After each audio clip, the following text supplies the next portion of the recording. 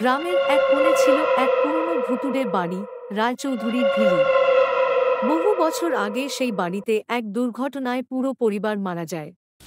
তারপর থেকে কেউ সেখানে থাকতে সাহস পেত না। রাতে বাড়িটার জানালায় আলো জ্বলতে দেখা যেত, ভেতর থেকে ভেসে আসত কারো কান্নার শব্দ। একদিন শহর থেকে অর্ণব নামে এক যুবক গবেষণার কাজে সেখানে আসে। গ্রামের লোকেরা অনেক বুঝিয়েও তাকে থামাতে পারেনি।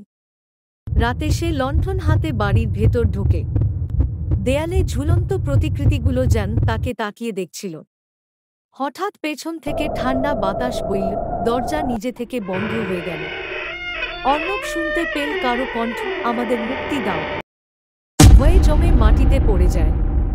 সে দেখে দেয়ালের ভেতর থেকে এক কুৎসিত মুখওয়ালা নারী ধীরে ধীরে তার দিক আসছে। অর্ণব হাত জোট করে বলে, তোমাদের শান্তি হোক। হঠাৎ আলো নিভে যায়। পরের দিন সকালে গ্রামের লোকেরা দেখে বাড়ির দরজা খোলা, কিন্তু অর্ণবের কোনো খোঁজ নেই।